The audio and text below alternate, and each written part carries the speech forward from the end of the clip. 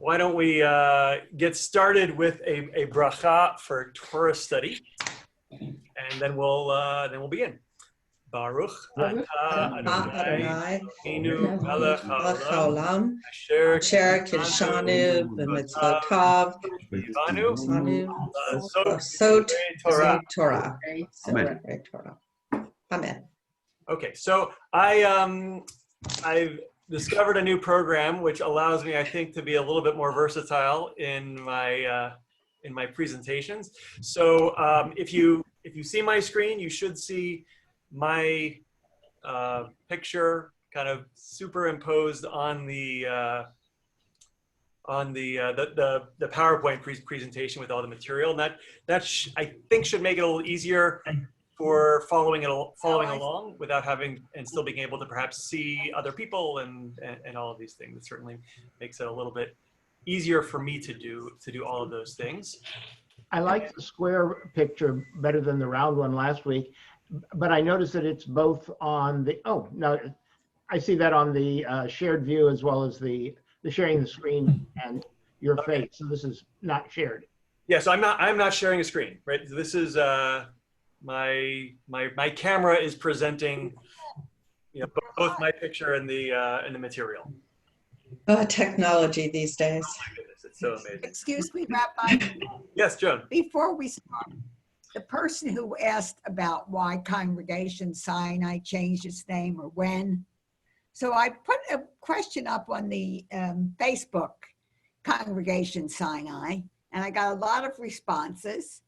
But it said basically we didn't change the name. And then when I just was looking on the history of the Congregation Sinai on our website, which I hadn't seen before, so apparently it was always Sinai. Yeah, it's always who that person was. Yeah. Yeah. Okay. Always been So Sinai. you know who the person was? No, the last we were talking about the Congregation Kedem and what the source of their name was. And you found the answer, Joan. You emailed me the answer. Yeah. Well, I mean, they didn't call it, but it was on their website. All right. You say it better. Okay. So yeah, that was in our Thursday class. That Kedem means in front of, but it can also mean since ancient times. And so there's a connection between past and future. But we're not talking about that today. Very excited to say that we are done talking about Birkat Yotzer, the blessing of light. So now we are ready to move on to Birkat HaTorah, the blessing of Torah. So in your, let's figure out where we're talking about this, first of all. So in your Siddurim, if you are using the Siddur Sim Shalom for Shabbat and festivals, you will find it on page 111. Ahava Rabbah is the name of the prayer. And if you are in Siddur Sim Shalom for weekdays, it's on page 32. And Mike, I'm imagining this is certainly in Mishkan Tefillah. Oh, definitely. I'm just getting around. Yeah. Okay, and so just to remember, we had seen in the Mishnah that there are two blessings before the Shema and one blessing after the Shema. So this marks the second blessing that comes before the Shema. And just looking at our Siddur for both Shabbat and for weekdays, it only takes up a single page, unlike the Yotzer Or, which took up lots and lots and lots of pages. So this one's not going to take us as much time, but it will be equally interesting. Okay. So we're going to go start. If you recall, several weeks ago, we were talking about the Mishnah, and the Mishnah identifies the commandment to say two blessings before and one blessing after the Shema during morning services, but it doesn't tell us what those blessings are. All right. So how do we know? Where do we look? So that's in the Mishnah. And remember, the Mishnah is the 2nd century of the Common Era. And so it's reflecting the rabbis in the first generations after the destruction of the temple, and they are putting together the structure for the daily services. And so that's where the Mishnah comes in with its instructions. And we also know that some of those components are things that were adapted from practices that took place during the Second Temple. So when the temple stood, this is before a time when there's some sort of fixed daily prayer that is obligatory for all Jews to say, but there is still ritual that's taking place. There is still liturgy that's taking place in the temple, and that's usually driven by the priests and the Levites who have their roles to play. So the Talmud, and we looked at a slightly earlier passage from this discussion, which was asking the question, okay, well, what is the blessing? What is the first blessing before the Shema? And we identified that. And then the discussion continues and asks the obvious next question, which is, what is the second blessing that the Mishnah is talking about? And so that's exactly what it asks. The idach means the other one. Maihi, what is it? Right? And this is Aramaic. And anytime it's Aramaic, it means that we're in the Gemara. We're in post-Mishnaic times. So this is the Babylonian Talmud. So you can imagine that this is a discussion taking place in Babylonia, and they're trying to, it's not that they don't know what the prayer is, but they're trying to, the editors of the Gemara are trying to establish a rhetorical style that is kind of a question and answer type of style. So it says, V'idach Mahi, the other one, what is it? Amar Rav Yehuda, Amar Shmuel. So we have Rav Yehuda saying in the name of Shmuel, the Ahava Rabbah, right? And of course, that is exactly what is on our page. Ahava, what is Ahava? Love. Oh, Love, and Rabbah, Much. much, a lot. Abounding, abundant, that's a lot, right? Harbe. All right. V'chein ori le Rabbi Elazar le Rabbi Padat Berei, and so too, or similarly, Rabbi Elazar taught to Rabbi Padat, his son, Ahava Rabbah.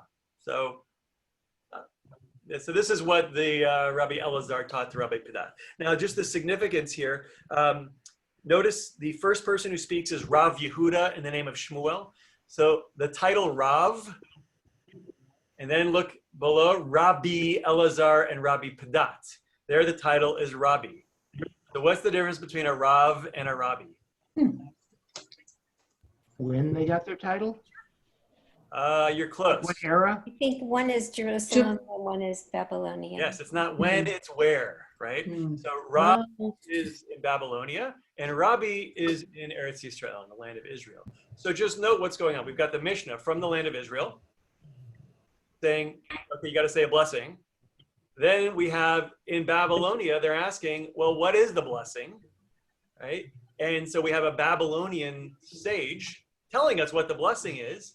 And then the Gemara comes in, and by the way, in case you had any questions about whether or not this is accurate or not, we have this tradition of these two Eretz Yisrael. So to these two sages from the land of Israel, who in fact would, this is exactly what they did. The father taught it to his son. And so that lends to the authenticity of the tradition that Rabbi Yehuda is passing along. Tanya Name Hachi. All right, now we have a similar teaching, and whenever we run into the word Tanya, that introduces some sort of Tanaitic material. In other words, material from the era of the Mishnah in the land of Israel. And in this case, it's a Braita. So let's see what the Braita says. Ein omrim ahavat olam, ella ahava rabbah. It says, one should not say, or they do not say ahavat olam, rather they say ahava rabbah. The Rabbanan amre ahavat olam. But the sages say, you should say ahavat olam, right? So ahava rabbah, that's an abundant love. That's what we have in our Siddur. Ahavat olam means an eternal love. Back to that in a moment. So the sages say, no, we do say Ahavat Olam, B'chein hu omer, and similarly, or so too it says, Ahavat Olam mahavtich alkein mishachti chased, right? And we're quoting the book of Jeremiah. So let's see what Jeremiah has to say. So, excuse me, Rabbi. So what when they're saying Ahavat Olam or Rabbah, Yeah. are they referring to a prayer or just a line? Well, that is an excellent question, right? So when they say any of these, when they say Ahava Rabbah, what do they have in mind, right? That's just two words. The Gemara does not give us the language of the entire prayer. We just have these two words. So, it's probably safe to say that there's, well, not safe. It is certain that there is some prayer, right, that includes the words Ahava Rabbah, and probably concludes with a Baruch Atah, right? Now, and probably deals with some of the same themes that appear in our Siddur. We just don't have a copy of it. So, and similarly, there is some prayer called Ahavat Olam, which perhaps is based on this passage from Jeremiah. Here's the full two verse passages. It's part of one of Jeremiah's prophecies.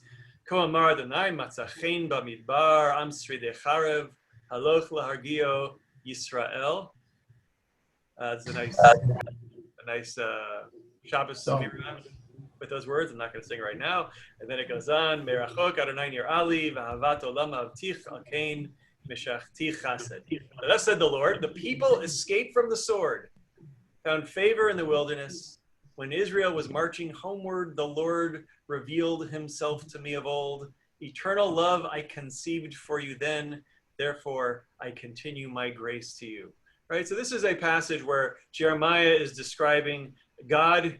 The people of Israel have been abandoned. They've been out into the wilderness, but God then went out and found them in the wilderness and brought them back in love. And it includes those words, Ahavat Olam, right? Ahavat is that's the love. Olam, we've run into this word before. Olam in modern Hebrew means world in a physical sense, but in the Bible, Olam means eternity in the temporal sense, right? So Ahavat Olam means an eternal love, right? God's love for the Jewish people is forever, right? It's never going to end. But not necessarily abounding if they're not used together, right? Right, so this is different. Now, so what is this Ahavat Olam? Where do we find this in our Siddur? Because we can find it in our Siddur. Does anybody know? Well, it's the first word, isn't it, of that prayer? The second prayer before the... Okay, so that's the Ahava Rabbah, right? So Ahava Rabbah, which is what Rav Yehuda said in the name of Shmuel, right? So he says that the correct prayer is Ahava Rabbah, and we have a prayer in our Siddur that's called Ahava Rabbah. And then the Braita begins saying, you should not say Ahavat Olam, you should say Ahava Rabbah. It doesn't tell us who said that, but it cites it pretty authoritatively. And then it tells us, and why, basically, why would you think that you might say Ahavat Olam? It's because these Rabbanan, these sages said you should say it. But that's not what we do. But, in fact, we do say it. We just don't say it in the morning. So if you are in the weekday Siddur, you can open to page 137 briefly. And if you are in the Shabbat Siddur, you can open to page 29 briefly. So this is in the evening service. We mentioned once before that the Talmud establishes that we say in the evening service we say 2 blessings before the Shema and 2 after the Shema. So they cover the same themes. At least the first 3 of them cover the same themes in the morning as in the evening. It's just that the words, and we discussed it last time for the first one about light, where in the morning the focus seems to be on the sunrise and the sun coming out, and whereas in the evening it's more on the sun setting and the moon and the stars coming out. Here we also have a different version, and you can see Ahavat Olam Beit Yisrael Amcha Ahavta, an eternal love, the house of Israel, your people, you have loved. Right. And then it goes on. How is it expressed? Torah u'mitzvot, chukim u'mishpatim, otanu limarata. Torah and mitzvot, commandments, laws and statutes you have taught. You have taught us, right? And then it goes on, right? So we have a prayer in the evening that is talking about, the God loving the Jewish people through the bestowal of the Torah and the commandments, right? Those are a sign of God's love for us. All right. So, and at least as it's been identified in the Braita, the term Ahavat Olam is based on this passage from Jeremiah.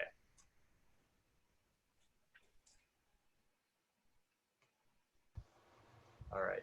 So Tosafot, which are have a commentary on the Talmud.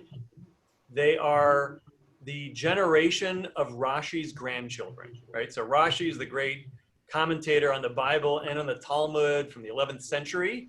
He was also a great teacher. He wrote essentially what are study notes for just about all of the Bible and just about all of the Talmud. And he had a Beit Midrash. He taught his grandchildren, literally his grandchildren, and as well as lots of other students as well. And they wrote a commentary was collected, let's say, that represents the voices of a number of his students and people of that generation. And it's called the Tosfot. Tosfot means the additions, right? Or the supplements.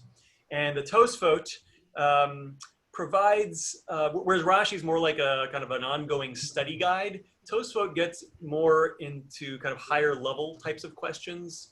When there are major contradictions in the Talmud, it tries to kind of flesh them out. It also will sometimes talk about current practice, and we can see this is just a very brief comment on this passage in the Tosfot, which says that therefore they established the recitation of Ahava Rabbah in the morning and Ahavat Olam in the evening. So we've got this big dispute in the Braita, Ahavat Olam, Ahava Rabbah, maybe it got pretty heated in the study hall. They were yelling at each other. But they agreed to split the difference and do both, one in the morning and one in the evening. That's what Tosfot tells us. So very, very helpful for Tosfot, resolving some conflict. There's nothing in the text itself that says that. Well, right? Where did the Tosafot get that information? Oh, they don't say. They just that's all the Tosfot has to say. So maybe there's these two prayers, Ahavat Olam and Ahava Rabbah, floating around, and everybody likes both of them. They're just not sure which one goes in which place.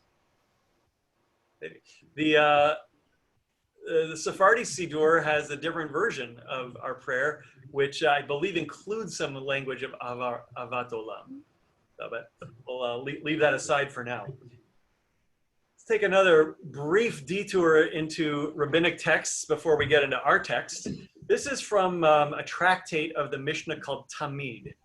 Tamid, think Ner Tamid, the eternal light, the eternal flame. Tamid means the daily offering. So this is part of in temple times, the sacrifices that were begun before sunrise every day. And one of those offerings was lighting of the menorah, the 7-branched candelabrum, which was just outside the Holy of Holies. And so the Mishnah Tamid goes through all of the details of that. So it's actually an incredibly important source for understanding what was taking place in the temple at least in late Second Temple times. It's hard to know, how far back these traditions go, but it's quite detailed and certainly seems to reflect some strong traditions. There are other Mishnayot, there are other sections of the Mishnah that also deal with these topics. They don't always agree with each other, which is interesting. So we seem to have some different voices that are recording what took place in the temple, and they seem to have some different recollections of it. Because it is describing something that took place in the temple, and in the days of the rabbis, there is no temple. There's no Gemara on it, right? So the tractate Tamid does not have material, let's say, from the Babylonian Talmud that deals with it directly. So we have this Mishnah here from Tamid, and it's describing the daily offerings. And there's a turnover, there's a shift change that took place in the morning. So you had the priest from the old shift would leave, and the priest from the new shift would clock in.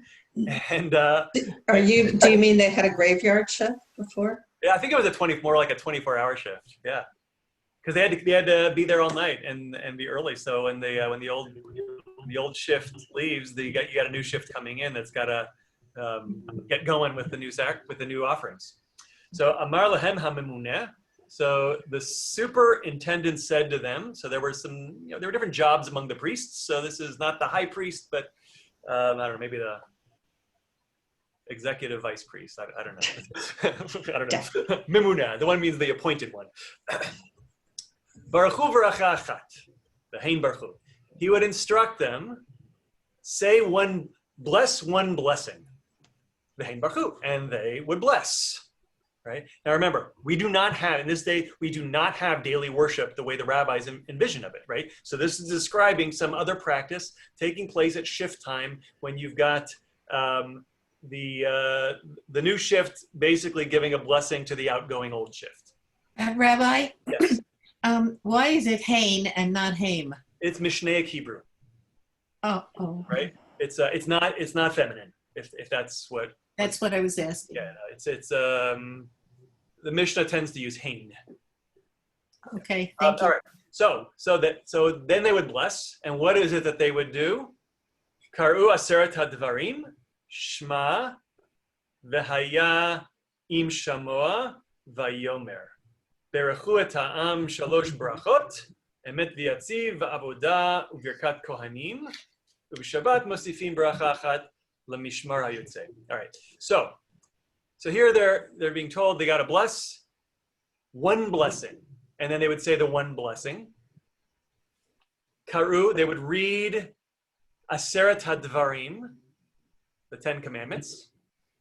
Shma, V'haya, Im Shemoah, and Vayomer. We know those as the 3 paragraphs of the Shema. Mhm. Then they would bless the nation with the 3 blessings, right? So that's the priestly blessing. Emet v'yatziv, true and certain, which is one of the prayers in the one prayer after the Shema includes the words Emet v'yatziv, although I have no idea if it was the same prayer or not. Va'avoda, avoda means the worship, or now we know this as the Amidah, but there is a prayer. One of the last prayers in the Amidah deals specifically with giving thanks to God for accepting the worship in the temple. And so that's what Avodah is probably referring to. Some sort of thanks for God accepting all of the rituals taking place. Uvirkat Kohanim, and the priestly blessing. Sorry, when I said Shalosh Barachot earlier, that means the following 3 blessings, right? So let me just review the order that is taking place here. You've got the deputy high priest says to the priests in the morning, he says, say one blessing, which they did. Then they would recite the 10 Commandments. Then they would recite the 3 paragraphs of the Shema, and then they would recite the following 3 blessings. First, Emet v'yatziv. Second, Avodah, thank you for accepting our offerings. And third, the priestly blessing, which is what, it's from the Torah. It's what parents use to bless their children Friday nights. It's included in the repetition of the Amidah in the morning when there's a minyan.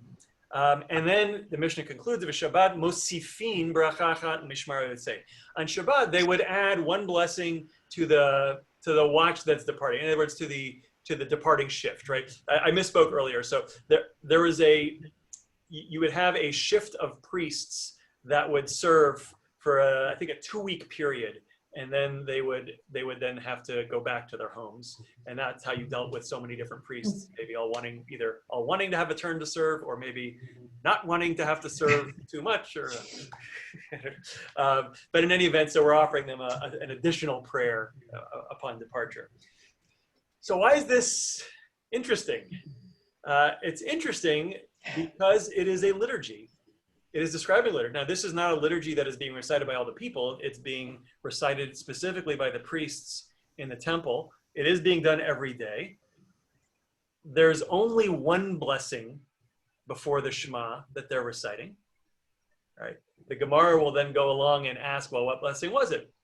And they go back and forth between whether or not it was Yotzer or Ahavat Torah, right? Whether it's the first or what we know is the first or the second.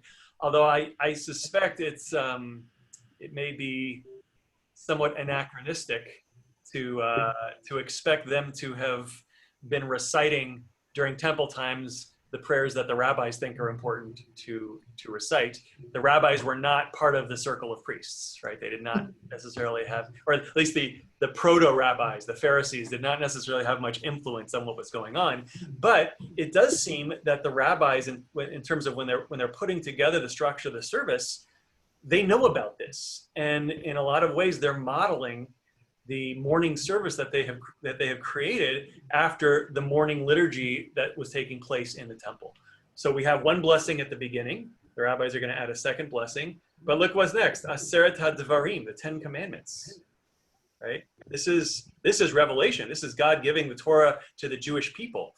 Well, we don't recite the 10 Commandments anymore in our daily service. In fact, they got rid of that really early. The Talmud talks about it. We're not going to look at it, but it says basically because of the heretics, right? There are people running around saying, oh, you only need to follow the 10 Commandments and that's enough.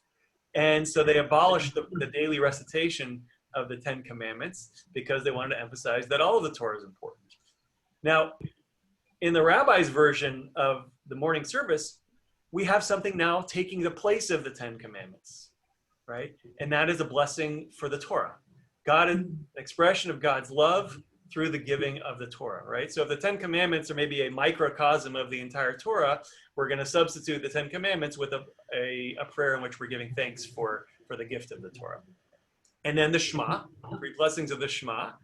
And then what happens afterwards? We get Emet V'Yatziv, which is the theme of one of the themes in the prayer after the Shema. Avodah, which maybe got turned into the Amidah. And then Birkat Kohanim, the priestly blessing, which also gets included towards the end of the Amidah. So Uvishafat, and on Shabbat, they would add in an extra bracha for well, we have on Shabbat, we have Musaf, which is an extra service that takes place afterwards. So right here, we might have an early model for what would eventually become the morning service. Okay, now we're ready to actually look at our prayer. So, let's pay attention as to the themes that come up. Significant words, perhaps. Rabbi, we can't see the Hebrew, at least I can't, because our images are covering half of it. I don't know if you can. You should be able to move that away. Okay, got it. Oh, you're right. Okay. Yeah. Okay, sorry. Okay, so, and just to clarify here, if you're looking in your Siddur as well, what is on the screen right now is everything up to where that box is, right? So there's a little bit more that comes after this. So we begin, Ahava Rabba Ahavtanu, Adonai Eloheinu, Chemla Gedola V'Teira Chamalta Aleinu. So Ahava Rabba Ahavtanu, an abundant love, you have loved us, right? We wouldn't do this so much in English, but in Hebrew likes to do this, likes to double up on the words, right? You loved us with a great love, something like that. Makes it more emphatic. Lord our God, a great and exceeding caring. Chemla Gidola B'Teira Chamalta Aleinu. You have cared for us. Again, we have repetition. This time it's with the word chemla.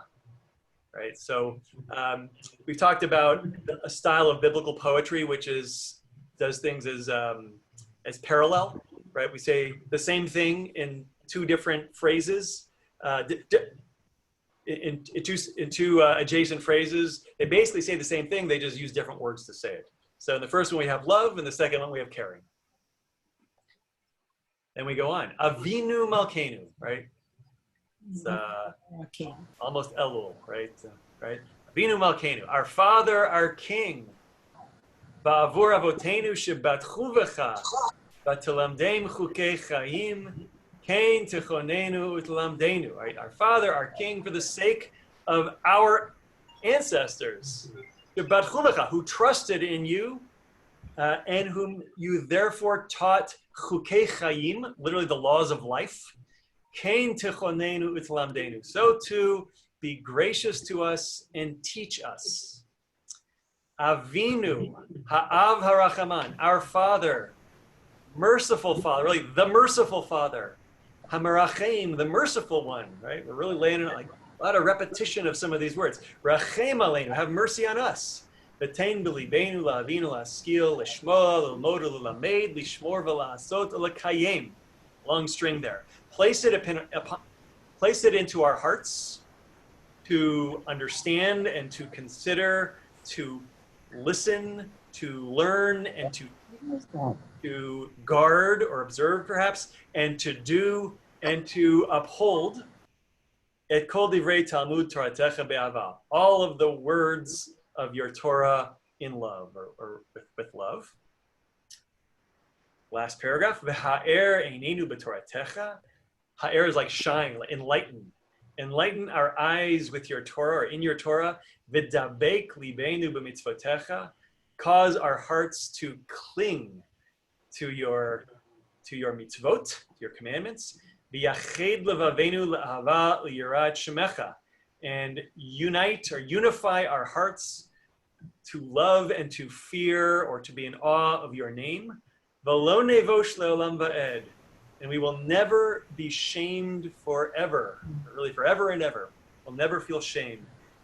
Ki v'shem kodshecha hagadol v'hanara batachnu nagila v'nismecha b'shuatecha. For in your holy, great, and awesome name we have put our trust. Let us rejoice and be glad with your salvation. All right. So, what are the themes that we see here? No shame. No shame. Lo nevosh, right? Rabbi, Yes. this is maybe a little bit off topic, but if you don't mind, I'm just curious, this whole concept of God loving us so much. I must find it obnoxious. How come they love All right. other people? That's not on topic at all. I mean, That is exactly the That's topic. right on topic, Elizabeth. Right. We are laying it on thick. Why such a strong emphasis on love? All right. Let's keep that question. Other themes here. Kindness, mercy. Kindness, mercy. All right. Steadfast, Sorry? steadfastness. Steadfastness. Trust. Trust. Yeah, that comes up a couple times. Our ancestors trusted you. We're going to trust you. All right. So the word ahava means love. The root is aleph, hey, bet. There's some other themes here or other images of God that are presented. The idea of cling to your commandments too. It's By perseverance. I mean, yeah. Also, teaching the laws of life is important. I think education. Yeah, education is a big theme here. Yeah. Enlightenment. Okay. I see God as the king, the father, and the teacher. God is king, father, and teacher. Right. So what's the word for father? Oh, Of. Abba. Av. wait a minute. Ahava and Av, right? So there is a similarity in sound here, which is It's not quite possibly deliberate, right? That we're connecting father and love, and perhaps as a way of characterizing the nature of the relationship between Israel and God as one being, well, from God to Israel, a parental love, or specifically a fatherly love. mhm. Okay. Oded, you had a comment or a question? You're on mute. All right, well, we'll come back to it. So what kind of love? How would you describe the love in this prayer? Great. Abundant. A lot of it, abundant.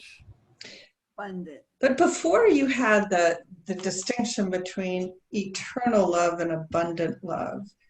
And I don't know if it's a distinction or it's a married concept, but you know, it's like, to Elizabeth's point, is it more obnoxious to have an abundance of love, or is it that God loves through time, through eternity? God's love would never end. Mm-hmm. Why is it obnoxious? It might be as just, they might be expressing similar ideas. Like how do you express something that whose amount is so big that we can't put a number on it, right?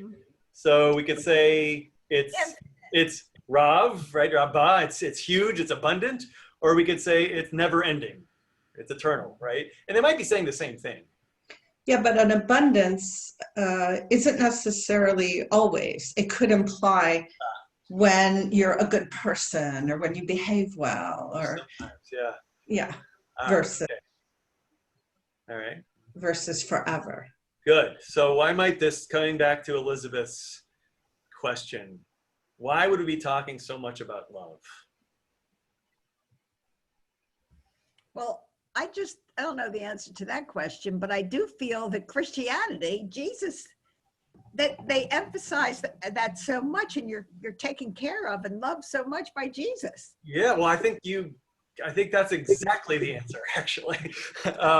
So what is Christianity's charge against Judaism, right? It's that it's legalistic, laws, yeah, law-bound, right? And that God has abandoned the the old Israel, and the old Israel has now been replaced by the new Israel. So that's the Christian polemic against Judaism. So this prayer says the opposite, right? It says that not only does God love Israel, right? If we're going to think about Ahavat Olam, it's eternal. It does not end. It doesn't go away, right? So this claim of supersession that the covenant's over, wrong, right? God's love is forever. And not only that, but God's love is manifested specifically through the Torah and the mitzvot, right? Which is the exact opposite, exact refutation of the Christian charge against Judaism. So, and similar, we're talking about our images of father and king, right? So these are also perhaps some ways to refute what's going on in kind of Christian theology at the time, especially at a time when there is, second century, if this goes back to the second century, there's a lot of tension and competition between Judaism and Christianity in these first couple of centuries, right? And you have a lot of the same people who are going into the synagogue and then going into the church and not seeing anything wrong with that, right? So that's a possible angle to look at this, right? We might not normally think about the giving of laws and rules as somehow being an expression of love, right? Well, with fathers and children, it is. Okay. So let's. Actually, Rabbi, I have a question. I remember from my catechism class in Catholic school that the teacher made a point to say that Jesus referred to God as daddy, as opposed to, I don't know if it was daddy versus father or daddy versus a concept of God. And I wasn't even sure, like, now that once I became exposed to Judaism, I always thought that was odd. Like, we do have Av for father, and we say our father, our king, but it's father, not daddy. And they were trying to make the point that it was really familiar in daddy. What language would he have been speaking, and what there's I don't know if I can answer. Yeah, what is there a word for daddy in Hebrew? Is that Abba? I mean, it's Abba. Abba, maybe. But that same degree of familiarity, I don't know. So let's in this question of when we're talking about love, and specifically parental love, fatherly love, I'll get to you 15 minutes. What are we talking about, right? What kind of love is this discussing? So there's actually a few different kinds of love that we find in this prayer. Let's look at the first paragraph. An abundant love, you've loved us, Adonai our God, a great and exceeding caring, you've cared for us, right? This is unreserved, right? This is pure compassion, right? So let's look at Psalm 103:13. Karachem av al banim richam Adonai al yireav. This psalm is cited in the holiday liturgy, but as a father has compassion for his children, so the Lord has compassion for those who fear him, right? So we've got the psalm directly a comparison between a father and a child and God, and I guess those who fear God. In Exodus, let's look at the next kind of love. Our Father, our King, for the sake of our ancestors who trusted in you and whom you therefore taught the laws of life, so to be gracious to us and teach us. Well, now we're talking literally about our fathers, right? This is a reference to the patriarchs, right? God makes a covenant with the patriarchs, promising their offspring will be blessed, will be as numerous as the stars. Here's a passage in Exodus. This is when Moses is trying to talk God out of wiping out the Israelites for the sin of the golden calf and starting over. So Moses says, Zachor la'Avraham li'Yitzchak li'Yisrael avadecha, right? Remember your servants, Abraham, Isaac, and Israel, how you swore to them by yourself and said to them, I will make your offspring as numerous as the stars of heaven, and I'll give to your offspring this whole land of which I spoke to possess forever, right? So now we have this kind of multiple layers of father and child. We've got the patriarchs and their offspring, the Jewish people, but it's also God and the Israelites in the wilderness. And then of course, God has that relationship, that promise to our patriarchs, right? So there's lots of different relationships going on, but of course that's a theme, right? Remember, remember us for the sake of our ancestors. I think we saw in an earlier class, don't think that it's, that you're getting this because of anything you did. It's not you, right? It's your ancestors, right? And now let's look at the third paragraph. Our Father, merciful Father, the merciful one, have mercy on us. How? By placing in our hearts to understand and to consider, to listen, to learn, and to teach, to observe and to do, and to keep all the words of your Torah in love. The word Torah means instruction, related to the word moreh, which is teacher, related to the word hora, which is parent, right? These words all come from the same root. This is a famous line from Proverbs, Shema beni musar avicha ve'al titosh Torah imecha. My son, heed the discipline of your father and do not forsake the instruction of your mother, right? So one of the jobs of a parent is to discipline the child, right? And that discipline really is an expression of love. We were in the car yesterday, we were listening to an audiobook of Trevor Noah's memoir, Born to Sin. And he talks about, he was in an abusive home with his stepfather. His mother, she would spank him, but he never was afraid of her for it, because he always understood that her disciplining of him was an expression of her love for him, that she was trying to teach him, and he understood that. But when his stepfather, who was alcoholic and abusive, when he would strike him, he describes that was the first time that he felt terror, right? Because there was no love behind it. It was just about power. And so Proverbs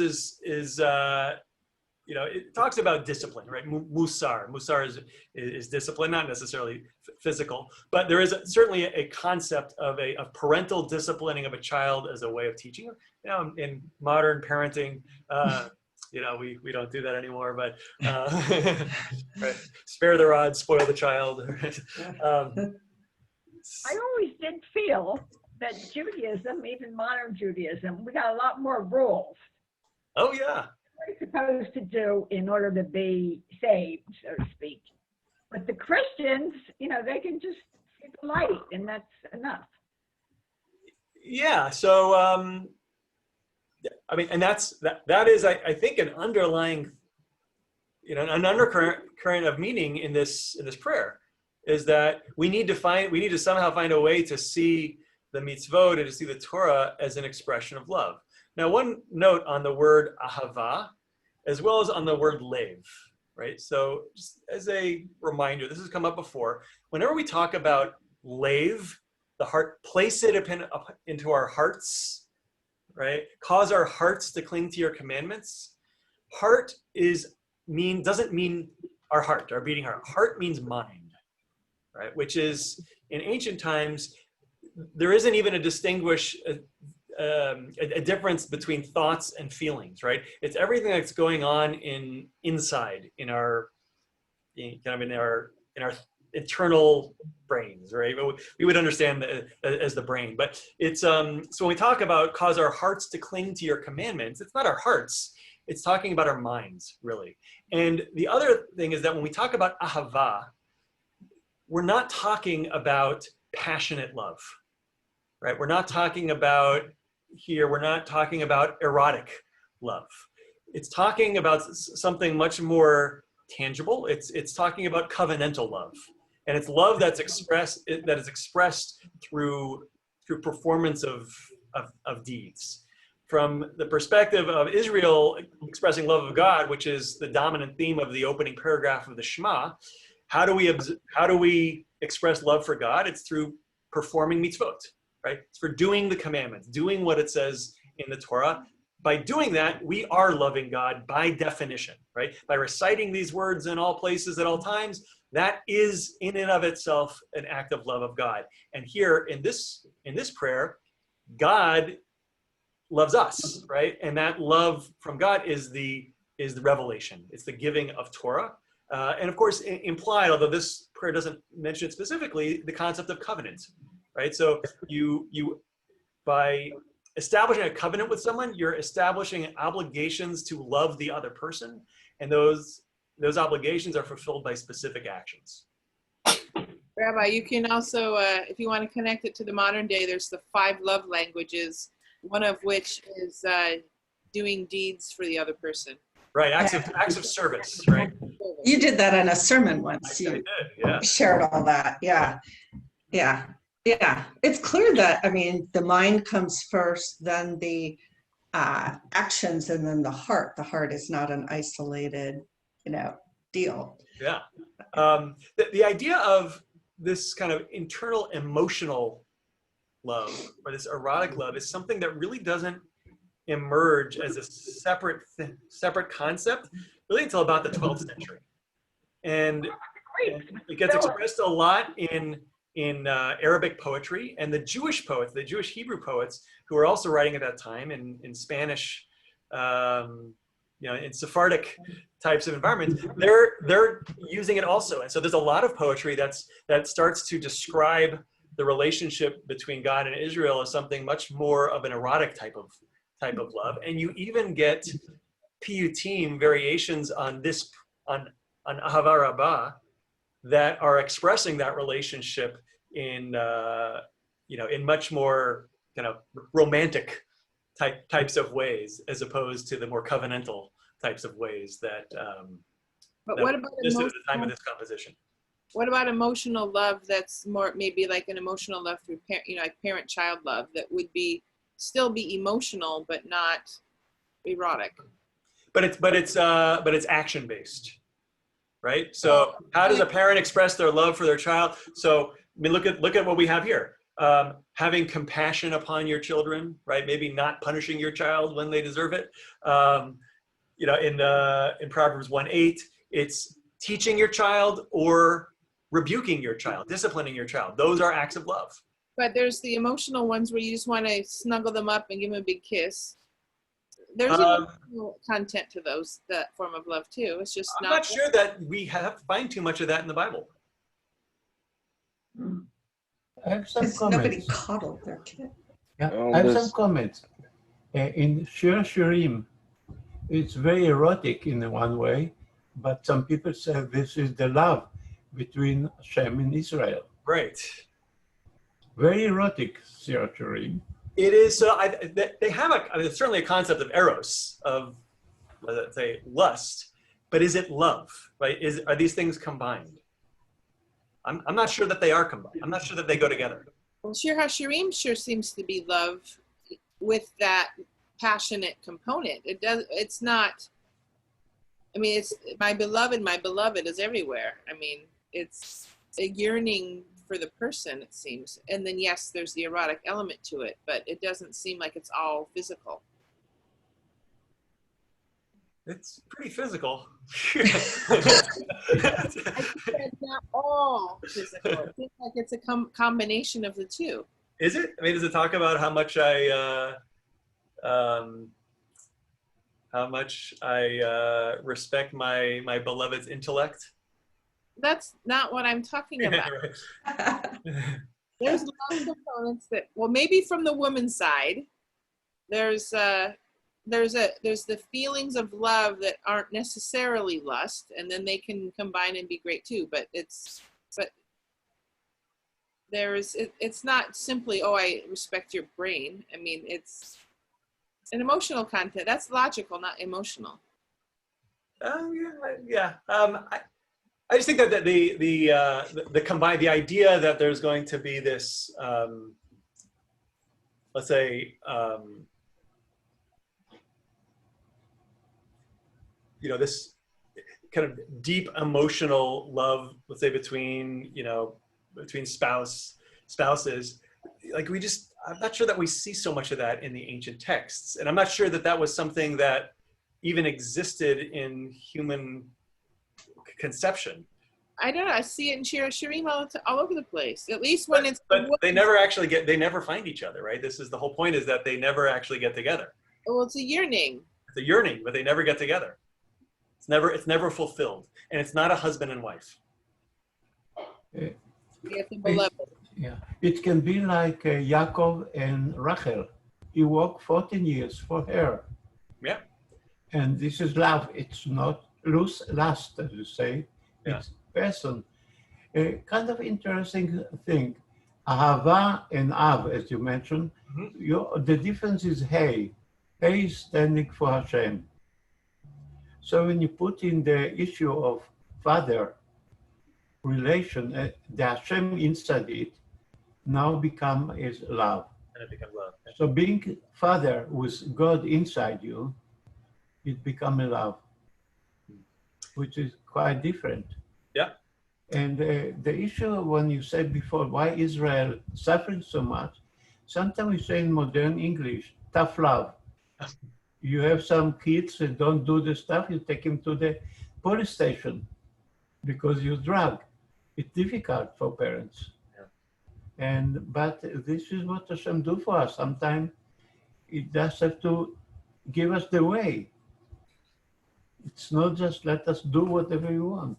And they say that for a parent to provide structure for the child is very loving. And if a parent is afraid to provide structure, thinking it's too strict, then the child can end up really messed up. So, I mean, structure can be very loving. All right, let's move on. If you notice in this third paragraph, we get a long string of verbs. I'll read it. We don't have the Hebrew on screen, but I'll just read the Hebrew. It's so v'tein b'libenu, so place it in our hearts, which is really in our minds. Lahavin, lahaskil, right? To understand. Lahaskil is like to perceive, or here it's consider. Lishmoa, to listen. And then lilmod ulalamed lishmor v'lasot, to learn and to teach, to guard or observe and to do, ulakayim, and to fulfill, right? That was 1, 2, 3, 4, 5, 6, 7, 8 verbs in a row. Let's look here at Mishnah Avot, also known as Pirkei Avot. We have Rabbi Yishmael Beno. So Rabbi Yishmael, his son, Omer, would say, Halamed Torah al menat lelamed, the person who learns Torah in order to teach it, Maspikin biado lilmod ulelamed. It is, I guess, provided into his hands, or he's given the opportunity to both to learn and to teach, right? So a teacher is getting ready for classes, both learns and gets to teach. V'halomed al menat la'asot, but a person who learns in order to do, Maspikin biado lilmod ulelamed lishmor vela'asot. Is given the opportunity, or it's placed into his hands, the ability to learn and to teach and to observe and to practice. And this prayer quotes Mishnah Avot directly with those 4 verbs. Just as a way of kind of showing how a lot of the prayers that we have are not only relying on biblical language and ideas, but are also even picking up on, here in this case, an ethical teaching that is rabbinic in nature. All right, let's move on to the rest of this prayer. V'havienu l'shalom merba kanfot haaretz, v'tolichenu komamiyut le'artzeinu ki el poel yeshuot ata. Right? V'havienu is bring us to peace from the 4 corners of the earth.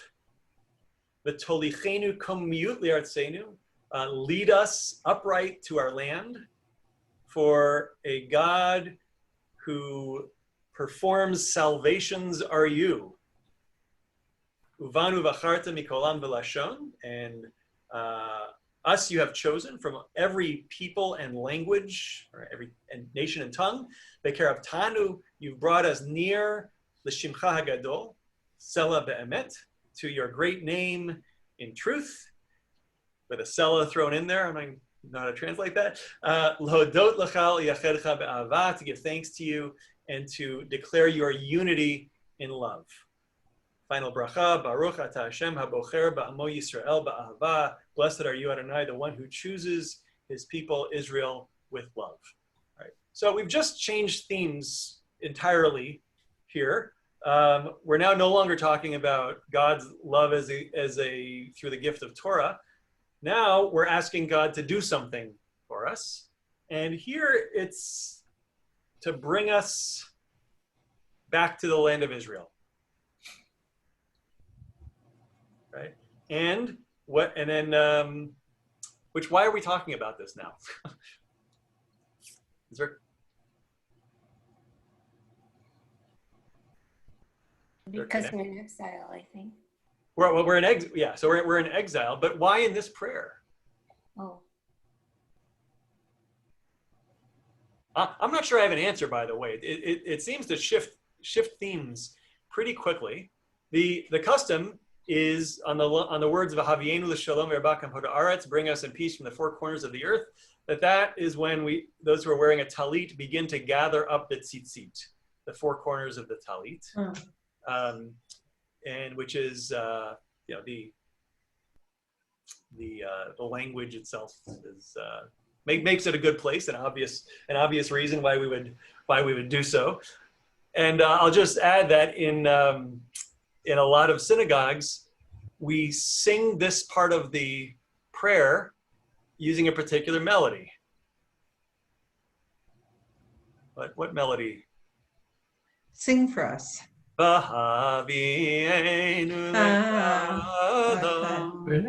Okay.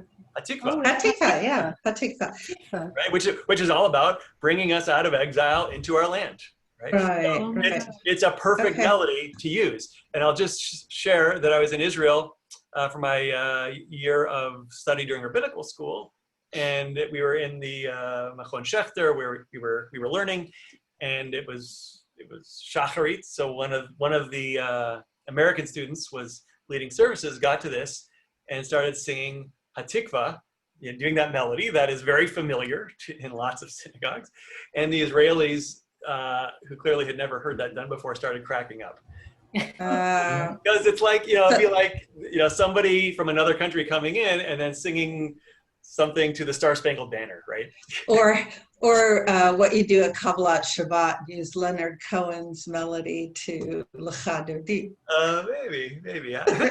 But so it seems to me that here, we've gone from being very heavenly for so long down to earth, literally. And so the focus is now on, coming together on earth with the declaration, of love. And the theme of the prayer after the Shema is redemption. and maybe this is foreshadowing that theme a little bit. In any event, it doesn't, I mean, to my eye, it doesn't seem to fit the rest of the prayer. Look at the next little sentence.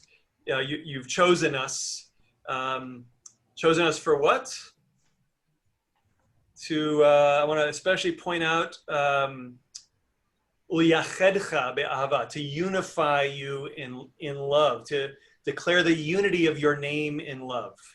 And that is in fact exactly what the Shema is doing. So remember, this is leading up to the next thing we do after this is the Shema. And the Shema is a declaration of the unity of God. And so this would seem to foreshadow that a little bit. And note as well what the word ahava is referring to here. This ahava is our ahava of God, right? Earlier, we've been talking about God's love for us. Here we start to shift a little bit. It's our love for God, because that's what's going to happen in the Shema, right? You shall love the Lord your God. That's being directed to the Jewish people.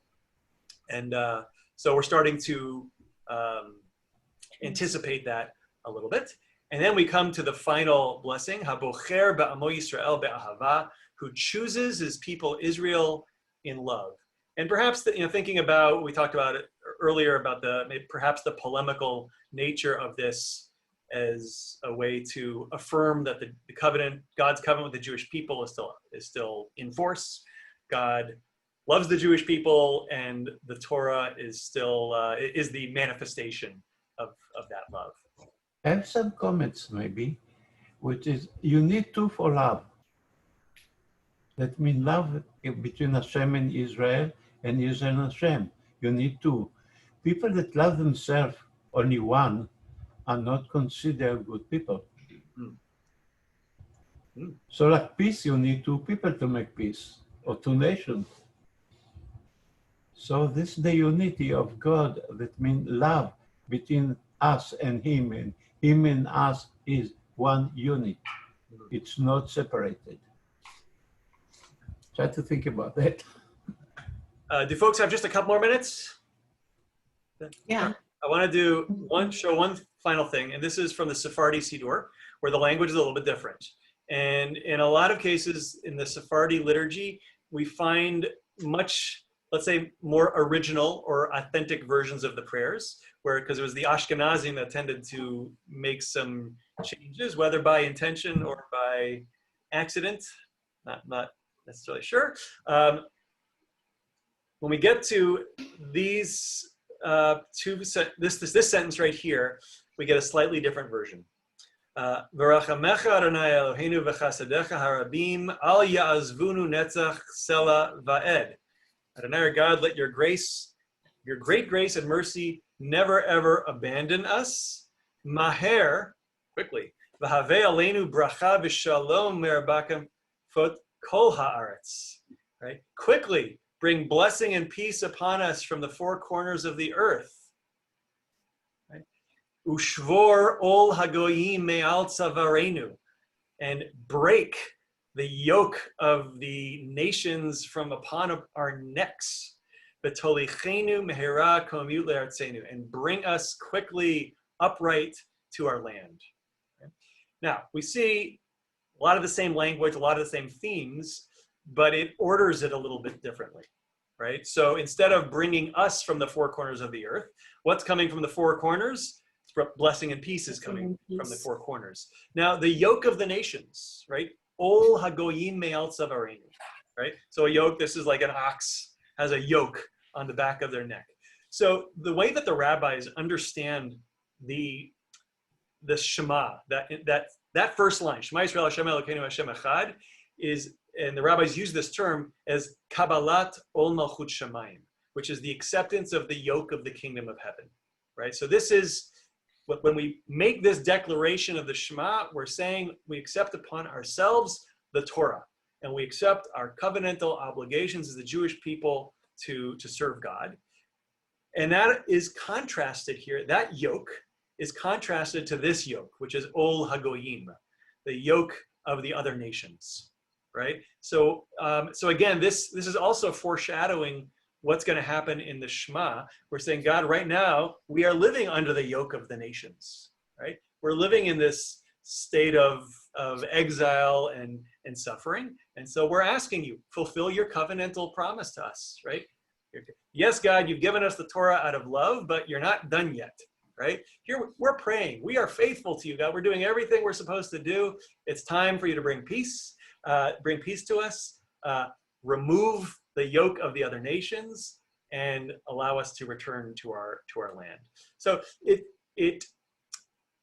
it ties together, I think, perhaps a little bit more cleanly the theme of revelation and love, God's love for us through Torah, and the Shema, which is our commitment to the Torah and the mitzvot as expressions of our love for God. Ties them together quite neatly, and I like that it introduces that theme of the yoke of the nations. And is that a current Sephardi Siddur or a historical one? No, this is in Sephardi Siddurim. Okay, thank you.